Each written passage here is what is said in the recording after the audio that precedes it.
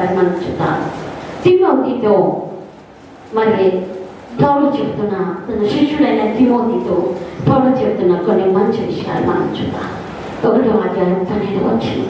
మా అతిశయమేదనగా ఈ హేతు చేత ఈ శ్రమలను అనుభవించుచున్నాము కానీ నేను నమ్మిన వారిని ఎరుగుదును కనుక సిగ్గుపడను.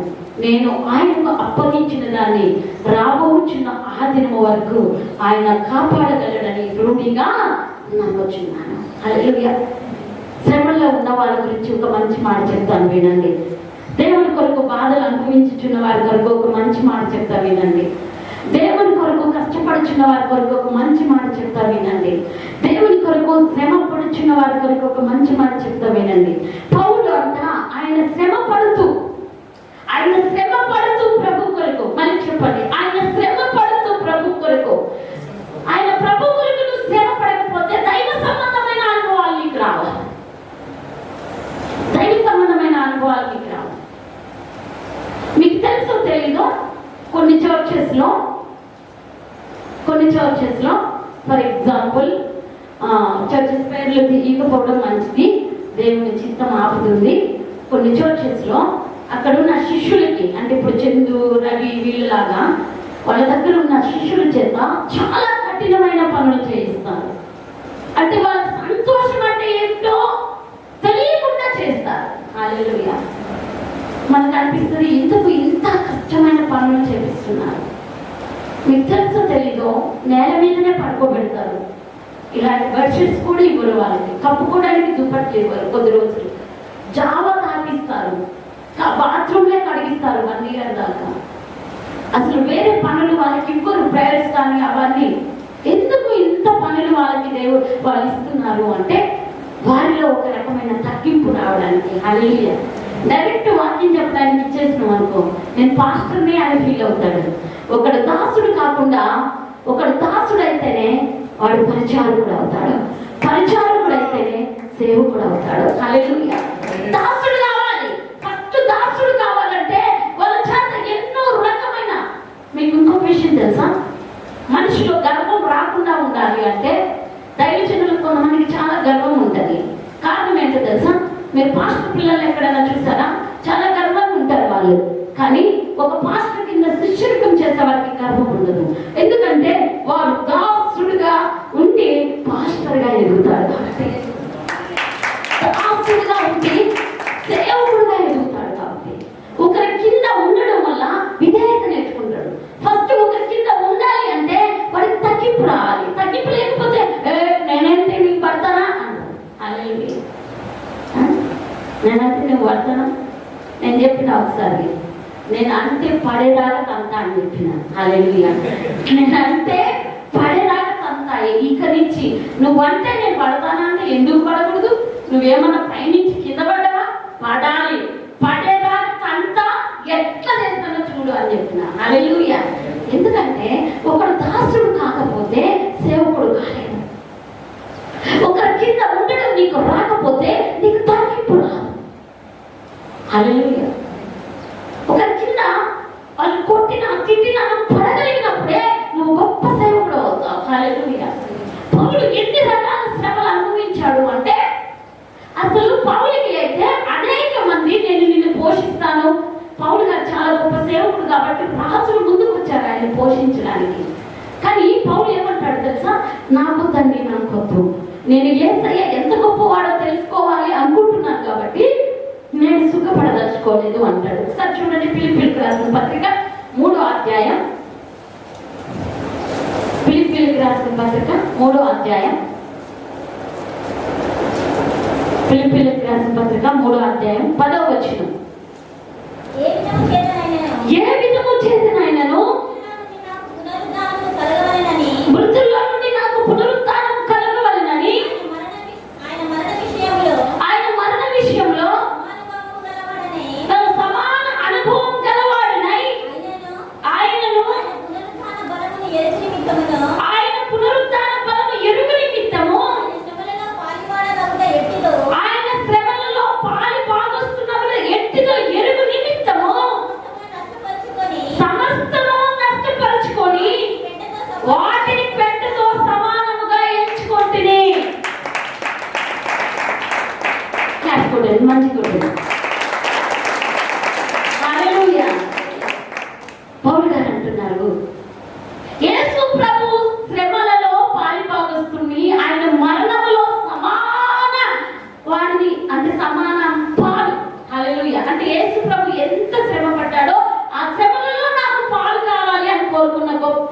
పౌలు.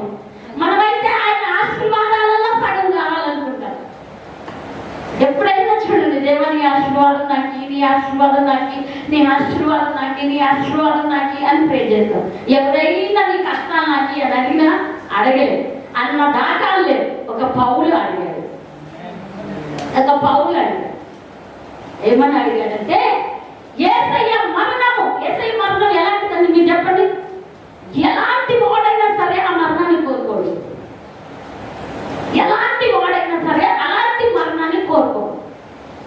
నాకు తెలిసిన ఒక అంకుల్ మొన్న రీసెంట్ గా చనిపోయాడు. చాలా అసలు ఆ మరణాన్ని అనుకున్నప్పుడల్లా చాలా హ్యాపీ. ఎందుకంటే సిటీకి వెళ్ళి వస్తూ ఉన్నాడంట, గుండె నొప్పుగా అనిపించింది, పక్కన బైక్ పెట్టుకున్నాడు, అట్టే చనిపోయాడు. అసలు ఆ మరణాన్ని విన్నప్పుడు ఎంత హ్యాపీ, అబ్బా మరణం అంటే అట్లుండాలి అట్లుండాలి అట్లుండాలి అని అనుకున్నాను. హల్లెలూయా. మీకు ఎన్నోసార్లు చెప్పాను, నేను కరోనాకి భయపడి నేను చర్చ పెట్టట్లేదా అనుకోకండి. నాకు మరణం మీద భయం లేదు. కానీ ఎవరికైనా రేపు కరోనా వస్తే ఆ దేవుడు ఏం దేవుడు అది దేవుడిని అవమానపరుస్తారనే పెట్టలేదు. హల్లెలూయా. అంటే మన మరణం ఎలా ఉండాలో అనేది చాలా సార్లు చెప్పాను. నువ్వు నేను చనిపోతే అది అనేకులకి రక్షణార్థమై ఉండాలి. కావాలంటే హతసాక్షి చచ్చిపోదాం. హల్లెలూయా. అయితే ఎవరు కూడా ప్రభు లాంటి చావు కావాలని కోరుకోరు. మీకు తెలిసిన భాషలో చావు. యేసు ప్రభు లాంటి చావాలని ఎవ్వరూ కోరుకోరు. ఎందుకంటే అంత భయంకరమైన మరణాన్ని ఆశించే వాళ్ళు ఎవరు ఉండరు. కానీ పౌలు ఆశించారు. ఎందుకంటే ఒకరు ఆ శిలువ మరణంలో నుంచి వస్తే గాని, మళ్ళీ చెప్తున్నా వినండి, ఒకరు ఆ శిలువ మరణంలో నుంచి వస్తే గాని, ఆ శ్రమలు ఆ బాధల్లో నుంచి వస్తే గాని యేసు ఎలాంటి వాడో తెలుసుకోవటం అసంభవం. నా దగ్గరికి చాలా మంది భక్తులు వచ్చారు. కొద్ది మంది నిలబడ్డారు, చాలా మంది వెళ్ళిపోయారు. నిలబడ్డే వాళ్ళు ఎవరో తెలుసా? నాతో పాటు శ్రమ పడడానికి సిద్ధపడిన వాళ్ళు. వెళ్ళిపోయిన వాళ్ళు ఎవరో తెలుసా? నాతో పాటు సంతోషించాలనుకున్న వాళ్ళు. హల్లెలూయా. పౌలు ఏం కోరుకున్నాడంటే, యేసు ఎలాంటి వాడో, ఆయన పునరుద్ధాన బలం ఎలాంటిదో, యేసు ఎంత మంచివాడో ఎంత గొప్పవాడో తెలుసుకున్న నిమిత్తము ఆయన మరణంలో పాలు పొందాడంట. అనేక మంది వచ్చి మీకు ఫ్రీగా లక్షలు ఇస్తాం, కోట్లు ఇస్తాం, కార్లు ఇస్తాం, బిల్డింగ్లు ఇస్తాం, వచ్చే పాలు మా చర్చిలో సేవ చేయాలి, నువ్వు వాక్యం చెబితే మా చర్చి చాలా డెవలప్ అవుతుంది, నువ్వు వాక్యం చెప్తే మేము ఇంకా 10 సంఘాలు కట్టుకోగలం, నువ్వు వాక్యం చెప్తే అనేక మంది ప్రజలు వస్తారు. పౌలు నీకు నెలకు కావాలంటే ₹1,00,000 సాలరీ ఇస్తాము, మా చర్చిలో ఉందయ్యా అంటే, నో నో నో నో నేను ఇష్టపడా. నేను యేసు ఎలాంటి వాడో తెలుసుకోవడానికి నేను శ్రమ పడడానికి సిద్ధపడ్డాను. హల్లెలూయా. ఆయన మరణంలో నాకు పాలు కావాలి, ఆయన మరణం లాంటి శ్రమను నేను అనుభవించాలి. అందుకే పౌలుగా మాట్లాడాడు, యేసుని ఎలా కొట్టారో కరడా దెబ్బలతో ఈయన్ని అలాగే కొట్టారా. హల్లెలూయా. చివరిలో పౌలుగా మాట్లాడతాడు, అదేంటో తెలుసా? యేసు ప్రభు ఏదైతే ఈ లోకంలో చేయకుండా మిగిల్చి వెళ్ళిపోయాడో అది నేను చేశా అంటాడు. ఫైనల్ గా ఒక మాట చెప్తాను చూడండి. ఎవరికైనా యేసులాగా కావాలనే కోరిక మీలో ఉంటే ఒకసారి దయచేసి మీ చేయి పైకెత్తండి. యేసులాగా కావాలనే కోరిక మీకుంటే దయచేసి చేయి పైకెత్తండి. ఇదిగో నవ్వు కాదు చందు, అది చాలా కష్టం. ఎవరికైనా యేసులాగా ఉండాలనుకుంటే దయచేసి మీ చేయి పైకెత్తండి. యేసులాగా ఉండాలి అనుకుంటే ఎలా ఉండాలో తెలుసా? యేసయ్యలాగా ఆ శ్రమలు మీరు అనుభవించాలి, యేసయ్యలాగా ఆ మరణాన్ని మీరు అనుభవించాలి, యేసయ్యలాగా మీ శరీరాన్ని మీరు నలగొట్టుకోవాలి. అప్పుడే యేసు ఎంత గొప్పవాడో మీకు అర్థమవుతుంది. హల్లెలూయా. హల్లెలూయా. కొద్ది రోజులు నాకు కొన్ని చర్చెస్ లో అంత కఠినంగా శిక్షిస్తుంటే, బాత్రూమ్లు కడిగిస్తుంటే నాకు అసలు అర్థమయ్యేది కాదు. ఎందుకు పాస్టర్లు ఎట్లా చేపిస్తారు, వీళ్ళకి ఏం పని లేదా? ఒకరోజు దేవుడు నాతో మాట్లాడాడు, యేసు అంతకన్నా దీనుడుగా వచ్చాడు ఈ లోకానికి. హల్లెలూయా. ఎందుకంటే ఆ దీనమైన మనస్సు అనేది మనకి ఎట్లా వస్తుంది అంటే నువ్వు చేసే పనిని బట్టి. ఇప్పుడు కలెక్టర్ని తగ్గించుకోలేడు, సీఎంని తగ్గించుకోలేడు. ఎందుకంటే వాళ్ళ పదవి వాళ్ళకి డిగ్నిటీ తీసుకొస్తుంది, వాళ్ళ పదవి ఒక పొజిషన్ లో పెడుతుంది, వాళ్ళ పదవి ఒక గౌరవాన్ని వాళ్ళకి ఇస్తుంది. కానీ బాత్రూమ్లు కడిగే వాడికి ఏ గౌరవం ఉండదు కాబట్టి అక్కడే వాళ్ళకి తగ్గింపు వస్తుంది. హల్లెలూయా. అంటే సేవ అంటే ఈ సమయంలో మా సేవ ఎట్లా తయారైందంటే అన్ని మంచిగా చూసిన వాళ్ళ పిల్లలకు ఉంచుతారు, ఎక్కడైనా కొంచెం లోపం వచ్చినా తీసుకెళ్ళిపోతారు. హల్లెలూయా. ఇంత విజయమే నాకే అడుగుతుంది. హల్లెలూయా. అందరికీ వాక్యం. హల్లెలూయా. అందరికీ మనము దేవుని కొరకు శ్రమలో అనుభవించినప్పుడు యేసు ఎలాంటి వాడో నువ్వు తెలుసుకోగలుగుతావు. ఈరోజు ఒకరి చేయి ఒకరు పెట్టుకొని ఒక మాట చెప్పండి, ఒకరి చేయి ఒకరు పట్టుకొని ఒక మాట చెప్పండి. హల్లెలూయా. యేసు ఎలాంటి వాడో నువ్వు తెలుసుకోవాలంటే ప్రార్థన చేస్తే తెలుసుకోలేవని చెప్ప, ఉపవాసాలు ఉంటే తెలుసుకోలేవని చెప్ప, ప్రార్థన చేస్తే తెలుసుకోలేవని చెప్ప, బైబిల్ వాక్యాలు పట్టి కొడితే తెలుసుకోలేవని చెప్ప. యేసులాగా శ్రమ పడితే నువ్వు యేసులాగా ఎదగగలుగుతావు. అది మూల వాక్యం, అది సారాంశం. చాలా మంది నేను చాలా ప్రయత్నం చేసినాను, బట్ ఎందుకు నేను యేసులాగా ఎదగలేకపోతున్నా? చాలా మంది ఎందుకు నేను ఉపవాసాలు ఉన్నా అయినా యేసులాగా ఎదగలేకపోతున్నా? ఎందుకు నేను వాక్యం రోజు చదువుతా కానీ యేసులాగా ఎదగలేకపోతున్నా? కారణం ఏంటో తెలుసా? యేసులాగా నువ్వు శ్రమ పడలేకపోతున్నావు, యేసులాగా నువ్వు కష్టాలు ఎదుర్కోలేకపోతున్నావు, యేసులాగా నువ్వు శ్రమలు అనుభవించలేకపోతున్నావు, యేసులాగా శోధన జయించలేకపోతున్నావు, యేసులాగా ఆ సిలువలో నీ రక్తము కారణంతగా పాపంతో పోరాడలేకపోతున్నా. హల్లెలూయా. అది ప్రాబ్లం. హల్లెలూయా. అది మన ప్రాబ్లం. అందుకే నేను చెప్తున్నా, శ్రమ పడుట నేర్చుకోండి, కష్టపడడం నేర్చుకోండి. హల్లెలూయా. యేసయ్య ఆయన 3వ దినములో తిరిగి లేచాడు కదా, మన కొరకు ఎన్నో శ్రమలు పడ్డాడు కదా దేవుడు. అయితే దేవుడు మనల్ని సుఖంగా పెరగమన్నాడా, నాలాగా శ్రమ పడి బ్రతకమన్నాడా? చెప్పండి. నాలాగా శ్రమ పడి బ్రతక ఎవరైనా సరే. ఇప్పుడు కోటేశ్వరరావు అంకుల్ చూడండి, వాళ్ళ ఇంట్లో ఎప్పుడు ఒకటే యుద్ధం. అంకుల్ నాలాగా బ్రతకమని చెప్తాడు, ఎందుకంటే ఆయన నేర్చుకున్నది నేర్పించడానికి వదిలిపెట్టడానికి. హల్లెలూయా. యేసయ్య కూడా అంతే. ఏది ఆయన సాధించాడో ఆ సిలువలో అది నువ్వు సాధించడానికి నీ అంత పడతాడు. నిన్ను సిలువలో వేస్తాడు, కొలిమిలో వేస్తాడు, బురదలో వేస్తాడు, మంటలో వేస్తాడు. హల్లెలూయా. అలా వేస్తే కానీ మనకి తగ్గింపు రాదు. హల్లెలూయా. నాకు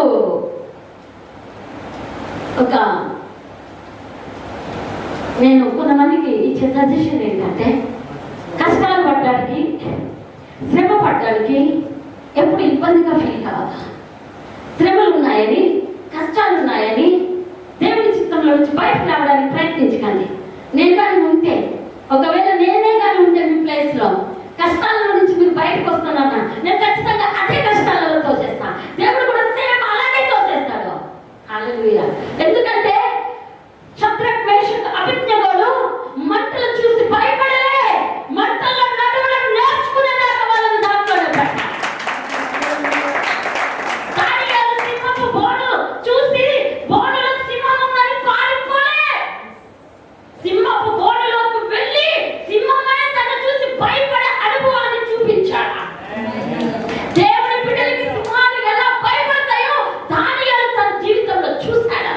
అందుకే పౌలు అన్నాడు, నేను శ్రమ అనుభవించడం నేర్చుకున్నాను, నా శ్రమ అనుభవంలో నుంచి నేను దేవుణ్ణి తెలుసుకున్నాను. తిమోతి, నువ్వు కూడా అలాగే నీ శ్రమ అనుభవాలలో దేవుణ్ణి తెలుసుకో అని చెప్తున్నాడు. హల్లెలూయా. ఎవరు కూడా సేవ మార్నింగ్ టిఫిన్ ఉందా, ఆఫ్టర్నూన్ బ్రేక్ఫాస్ట్ ఉందా, ఈవినింగ్ డిన్నర్ ఉందా, డిన్నర్ లోకి చికెన్ ఉందా? నో.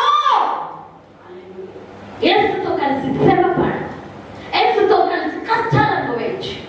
అప్పుడు సింహపు బోనులో ఎలా నిలబడాలో ఆయన నీకు నేర్పిస్తాడు. హల్లెలూయా. కొన్నిసార్లు మీకు ఒక విషయం, కొన్నిసార్లు మీ భర్తలు మీకు సింహాల్లా కనిపిస్తున్నారా? అయినా అదే సింహాల ముందు దేవుడు మిమ్మల్ని నిలబెడతాడు. హల్లెలూయా.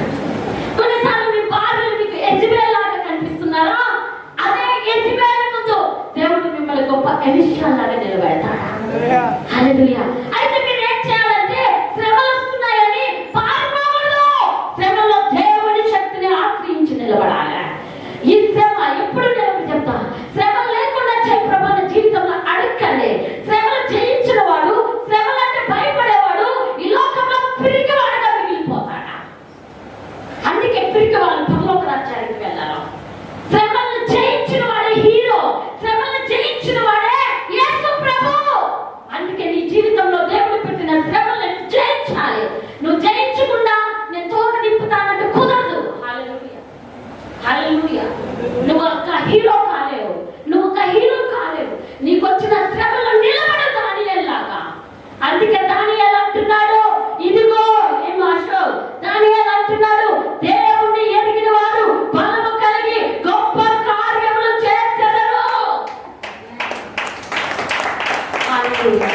దేవుణ్ణి ఎరిగిన వారు ఎట్లుంటారు తెలుసా? దేవుణ్ణి ఎరిగిన వారు ఎలా ఉంటారో తెలుసా? దేవుణ్ణి చూసిన వారు ఎలా ఉంటారో తెలుసా? దేవుణ్ణి అనుభవించిన వాళ్ళు ఎలా ఉంటారో తెలుసా? సింహాన్ని కాదు, దాని తాతను చూసి కూడా భయపడరు. సింహాన్ని కాదు, దాని తాతను చూసి కూడా భయపడరు. ఎందుకంటే మనము శ్రమలు మనకి కొత్త కాదు. హల్లెలూయా. నేను ఎప్పుడైనా కష్టాలు వస్తున్నాయి అని ఒకవేళ ఎవరైనా చెప్తే, దేవుడు చెప్పలేదు, ఒకవేళ మీరెవరైనా చెప్తే ప్రాసెస్ ఇస్తే, నేను ఎప్పుడైనా ఎవరికైనా ఒకటే చెప్తాను, శ్రమలు కష్టాలు ఎలా ఉంటాయో నేను 3వ సంవత్సరం పాలు పుడిచేటప్పుడే మా అమ్మ నాకు చూపించింది.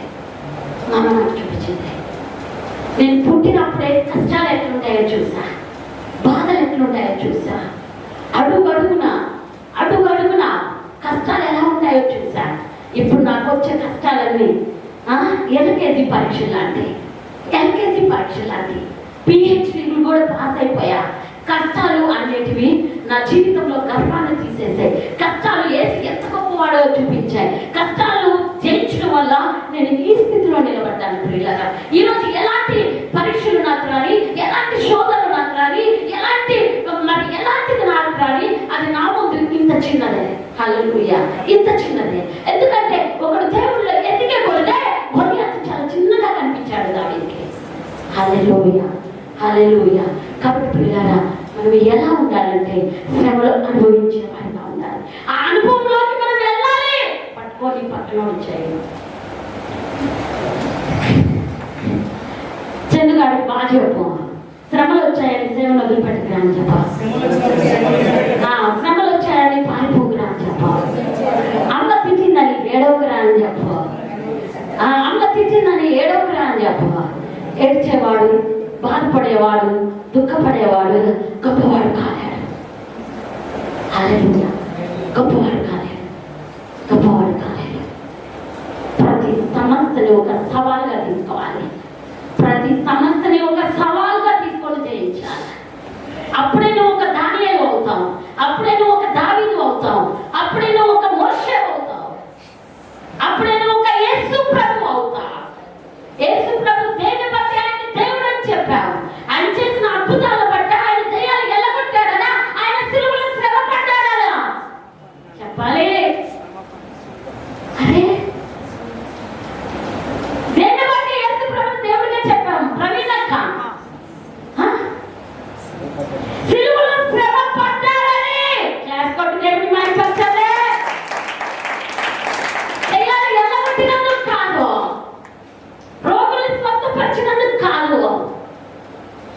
ఎందుకు యేసు ప్రభు దేవుడిగా నిలబడ్డాడు లోకంలో అంటే ఆ భయంకరమైన శ్రమను కూడా ఆయన సంతోషంగా జయించాడు. హల్లెలూయా. ఇంకా చెప్పాలా, యేసు ప్రభు దేవుడు ఎందుకు అయ్యాడో చెప్పాలా? యేసు ప్రభు దేవుడు ఎందుకు అయ్యాడో చెప్పాలా? ఒకసారి 1 కొరింథీయులు 2వ అధ్యాయం 2వ వచనం చూడండి, నేను క్లియర్గా చెప్తాను మీకు. 2వ అధ్యాయం 2వ వచనం. నేను యేసుక్రీస్తును అనగా సిలువ వేయబడిన యేసుక్రీస్తును తప్ప దేనిని మీ మధ్య ఎరగకుందునని, మరి దేనిని నేను మీ యొద్ద ఎరుగుకుందునని నిశ్చయించుకోండి. ఇక్కడ చూడండి, నేను యేసుక్రీస్తును అనగా సిలువ వేయబడిన యేసుక్రీస్తును ఇక్కడ యేసు ప్రభులో మనం నేర్చుకోవాల్సింది, యేసు ప్రభు ఎందుకు హీరో అయ్యాడు అనేది నేను ఒకసారి మీకు చెప్తాను. అది మీరందరూ ఈరోజు పాటించాలి. హల్లెలూయా, హల్లెలూయా, హల్లెలూయా. యేసు ప్రభు లాగా సిలువలో శరీరాన్ని చిత్తు చిత్తుగా శరీరాన్ని ఓడించిన వ్యక్తి భూలోకంలో మరి ఎవరు లేరు. శరీరము అనేది పాపం. శరీర సంబంధులు, యేసేపు సంతతి శరీర సంబంధులు, అమాలేకీయులు. నేను అమాలేకీయుల గురించి స్టడీ చేస్తూ ఉంటే దేవుడు అన్నాడు, అమాలేకీయులు యేసేపు సంతతి, ఏశావు. అమాలేకీయులు అంటే శరీర సంబంధులు. ఇంకా చెప్పాలంటే దేవుడు వాళ్ళని ఏమన్నాడంటే వ్యభిచారులు అన్నాడు. ఈ శరీర సంబంధులు శరీర సంబంధమైన మనస్సు కలిగి ఉంటారు. రోమా పత్రికలో పౌలు అదే చెప్తాడు, శరీర సంబంధులు ఆత్మానుసారంగా జీవించలేరు. వారు శరీర సంబంధమైన విషయాలు అంటే మనసు పెట్టి జీవిస్తారు. కాబట్టి శరీరం ఆత్మకి లోపడనేరదు. హల్లెలూయా. అలాంటి శరీరాన్ని, అలాంటి అమాలేకీయుడిని, అలాంటి ఏశావు సంతతిలో వచ్చిన అమాలేకీయులనే శరీర సంబంధులు. ఆ శరీరంతో దావీదు యుద్ధం చేశాడు, భక్తులందరూ యుద్ధం చేశారు. కానీ ఇదిగో దాన్ని పూర్తిగా అమాలేకీయుడితో యుద్ధం చేసిన ఒకే ఒక దేవుడు యేసు ప్రభు. అది సిలువలో అమాలేకీయుడు అంటే శరీర సంబంధి ఆ శరీరాన్ని చిత్తుగా ఓడించింది ఒక యేసు ప్రభువే. చిత్తుగా ఓడించాడు. దాని ఆశలు, దాని కోరికలు ఇక లేకుండా సిలువ వేసి శరీరాన్ని చంపేశాడు. అమాలేకీయుడిని సిలువలో చంపేశాడు. కాబట్టి యేసు ప్రభు హీరో అయ్యాడు. హల్లెలూయా. ఇప్పుడు దాకా నేను చెప్పిన అంత అర్థమైంది, అర్థం కాలేదు నాకు తెలీదు. చివరిగా ఒక మాట చెప్తాను. ఎవరైతే తన శరీరాన్ని బాగా చంపుకుంటారో, లైక్ యేసు ప్రభు లాగా, జీసస్ లాగా, ఎవరైతే తన శరీరాన్ని, తన శరీర కోరికల్ని, వ్యభిచార సంబంధమైన ఆలోచనల్ని, పాప సంబంధమైన ఆలోచనల్ని ఎవరైతే యేసు ప్రభు లాగా ఆ సిలువలో చంపుతారో వారు యేసు ప్రభు లాగా జీవిస్తారు. గట్టిగా కొట్టండి.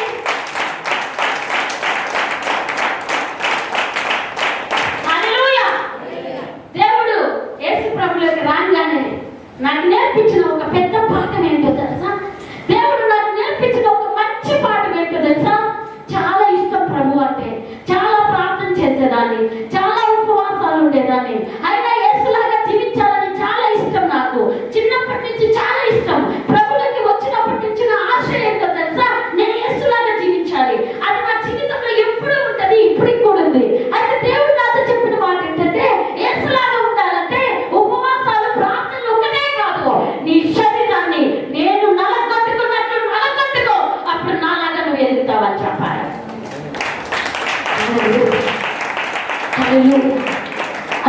అందుకే నేను చెప్తున్నా. అందుకే పౌలు అంటున్నాడు, యేసు ప్రభు యొక్క మరణ అనుభవంలోకి నువ్వు వెళ్ళాలి. యేసు ప్రభు శరీరకంగా చచ్చిపోయాడు, ఆత్మలో బతికాడు. మీరందరూ శరీరంలో చచ్చిపోయినప్పుడే యేసు ఎలాంటి వాడు మీరు తెలుసుకోగలుగుతారా? హల్లెలూయా, హల్లెలూయా, హల్లెలూయా.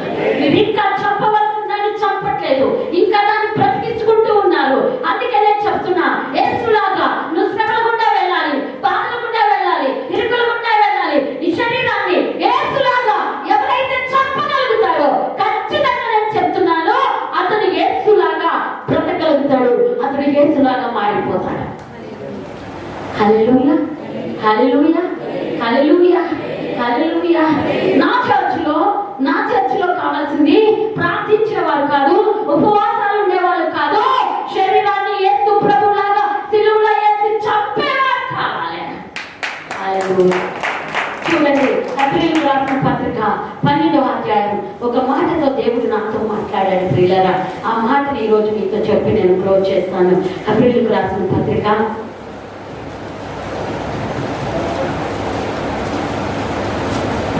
12వ అధ్యాయం 4వ వచనం ఒకసారి చూడండి. మీరు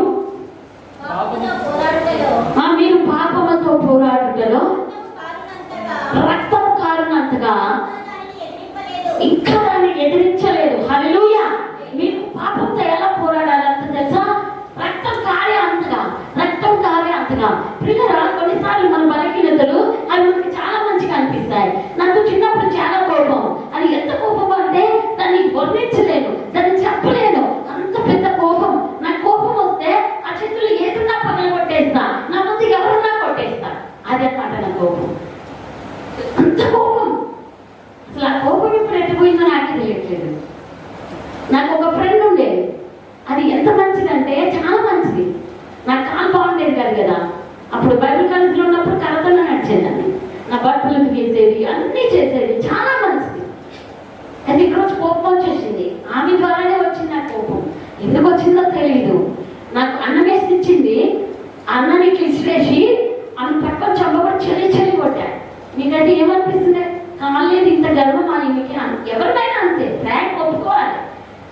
నేనైతే గొప్పనా అయింది.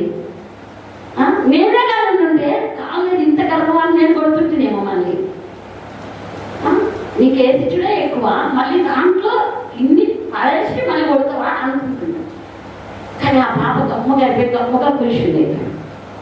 తర్వాత నా మనసాక్షి నాకే చెప్పింది, కాలు లేదు నీకు ఇంత గర్వం ఏంటి అని. వెళ్ళిపోయా, ప్రేయర్లోకి వెళ్ళిపోయా, బాగా ఏడుస్తూ ఉన్నాను. దేవా ఏంటి నాకు కాలు లేదని నేను ఎప్పుడు బాధపడట్లేదు ప్రభా. ఆ రోజు ఎంత ఏడ్చాను అంటే కాలు లేదని నేను ఎప్పుడు ఏడపడలేదు ప్రభా. నాలో ఉన్న ఈ పాపాన్ని బట్టి నేను ఏడుస్తున్నాను. నేను పాపిలాగా మిగిలిన, నేను కుంటిదానిలాగా పెట్టు, బట్ ఒక పాపిగా నన్ను పెట్టకు. ఇంత కోపం ఏంటి ప్రభా నాలో అనేసి బాగా ఏడ్చి ప్రే చేసినప్పుడు నాకు దర్శనంలో ఒక వాక్యం కనిపించింది. అదే హెబ్రీయుల పత్రిక 12:4 అక్కడ ఏముందా అని వెళ్ళి చూసినప్పుడు అక్కడ ఒక మంచి వాక్యం నాకు కనిపించింది. మీరు పాపంతో పోరాడుటలో రక్తం కారునంతగా ఇంకా దాన్ని ఎదిరించలేదు. కొన్నిసార్లు మీలో ఉన్న కోపం మిమ్మల్ని బలహీనులుగా చేస్తుంది. అప్పుడు మనం దాన్ని పట్టుకోవాలి. నువ్వు నన్ను ఇంకా రూల్ చేయడానికి వీలు లేదా, నేను నిన్ను ఈ రోజు చంపేస్తున్నా. యేసు ప్రభు ఎలా అయితే కోపాన్ని సిలువలో చంపేశాడా, అదే విధంగా నీకు నేను సిలువ వేస్తున్నా. ఒకవేళ వ్యభిచారం చేయాలని ఆశ వచ్చిందనుకో, ఇక నేను వ్యభిచారం చేయించడానికి నువ్వెవరు? యేసు ప్రభు ఎలా అయితే ఆ సిలువలో నిన్ను చంపాడో, ఆయన బిడ్డగా, ఆయన కుమార్తెగా, అలాగే నేను నిన్ను చంపుతున్నా. అలాగే నేను నిన్ను చంపుతున్నా. రియల్గా నేను చెప్తున్నా ఈరోజు. నేను ఎప్పుడు నేను కాలు లేదని బాధపడలే. నాలో ఉన్న కోపాన్ని బట్టి, నాలో ఉన్న బలహీనతను బట్టి అనేక సార్లు ఏడ్చా.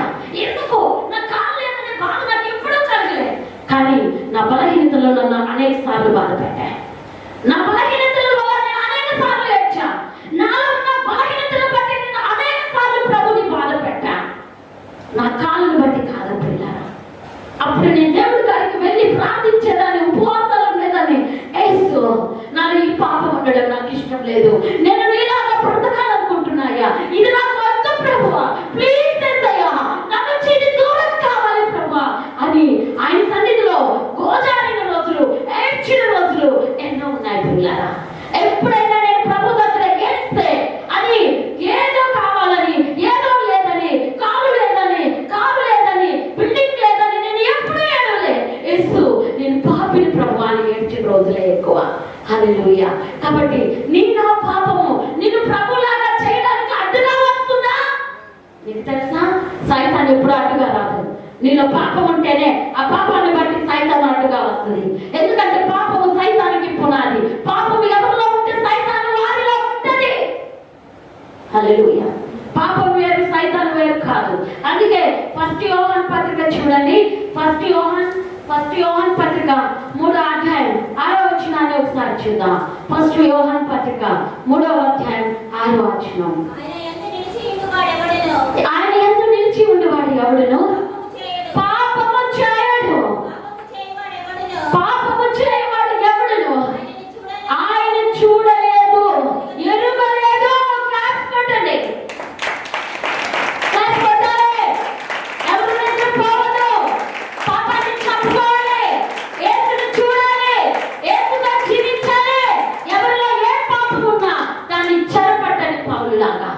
హల్లెలూయా.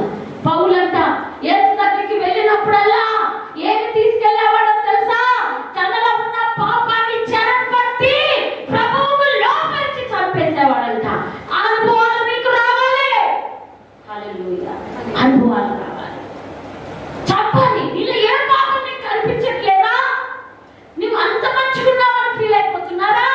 పౌలు ముందు అదే అంటాడు, ఇదిగో నేను ఇంతవరకే నేను ఏదో సాధించేసినా, నేను చాలా మంచివాడిని అనుకోవడం లేదు, కానీ ఆయన ఇచ్చేదాని కొరకు నేను ప్రయాసపడుతున్నాను అంటాడు. హల్లెలూయా. నేను మంచిదాన్ని, నేను బాగున్నాను, నేను మంచిదాన్ని, నలకట్లేదు అంటే అట్టే వెళ్ళిపోతావు. నాలో ఏదో ఉంది అనుకుంటే దేవుడు ఇచ్చేదాని కొరకు నువ్వు ప్రయాసపడతావు. హల్లెలూయా. హల్లెలూయా. హల్లెలూయా. పౌలు దేన్ని చెరపట్టాడంట? మళ్ళీ చెప్పాలి. ఏమి చెరపట్టి తీసుకెళ్లేవాడు దేవుడి దగ్గరికి? చెప్పండి. పాపాన్ని. శ్రీను సిన్సియర్గా ఒకటి ఒప్పుకో. ఈరోజు అందరి ముందు ఒప్పుకో. నీలో బాగా బాధపెట్టే పాపం ఏదైనా ఉంటే దాన్ని ఈరోజు దేవుడి దగ్గర తీసుకెళ్తానని చెప్పు. పాపాన్ని చెప్పకు, లేచి నిలబడి ఈ రోజు నుంచి దేవుళ్ళ ఎదగకుండా ఏ పాపం నాకు అడ్డుగా ఉందో దాన్ని ప్రభుకి చెరపెడతానని లేచు. లేచి ఏ పాపం దేవుళ్ళు ఎదురుగా ఉన్నా అటు తిరిగి చెప్పు. ఈరోజు నాలో ఏ పాపం దేవుళ్ళు ఎదురకుండా అడ్డుపడుతున్నా పాపాన్ని నేను చంపుకుంటాను. దేవుడు యేసులాగా చంపేస్తా అని చెప్ప. పౌల్లాగా చంపేస్తా అని చెప్ప. పౌల్లాగా నేను నా పాపాన్ని ప్రభు సన్నిధిలోకి తీసుకెళ్తా అని చెప్ప. హల్లెలూయా. అశోక్ చెప్పు. దేవుని సేవకు వచ్చిన వాళ్ళు చెప్పండి. దేవుని సేవ కలిగిన వాళ్ళు చెప్పండి. అడిగి చెప్పండి. చెప్పు. ఈ రోజు నుంచి ప్రభుకి లోపరిచి, నా పాపాన్ని ప్రభుకి లోపరిచి పరిశుద్ధాత్మ శక్తితో దాన్ని చంపేస్తాను చెప్ప. కూర్చో. చందు చెప్పు. ఈరోజు నుంచి నా పాపాన్ని, నాలో ఉన్నటువంటి పాపాన్ని పౌరులాగా ప్రభు సన్నిధిలో చెరపట్టి ప్రభువుకి లోపరిచి యేసులాగా నేను జీవిస్తున్నాను. క్లాస్ కొట్టండి. రవిలే చెప్పు. తిరిగి చెప్పు. సేవకు వచ్చిన వాళ్ళు చెప్పాలి. చెప్పు. నాలో ఉన్న పాపాన్ని పౌలు వల్లే చెరపట్టి దేనికి లోపరిచి పరిశుద్ధాత్మ చేత నింపబడి. క్లాస్ కొట్టండి. మై పైన చెప్పు. లేదు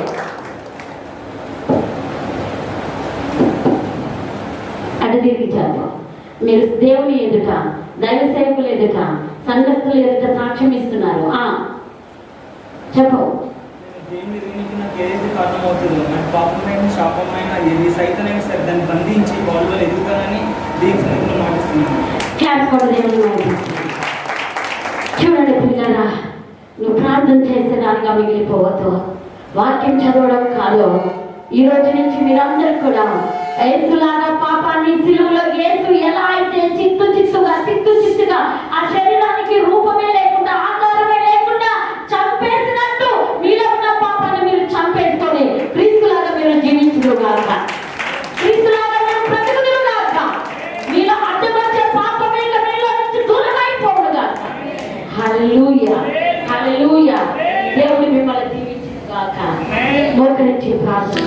For more updates, please subscribe our channel and share. Our address: New Life Church near Railway Gate behind Chanakya School, Medchal 501401, Hyderabad, Telangana. For more details, contact 8374597788.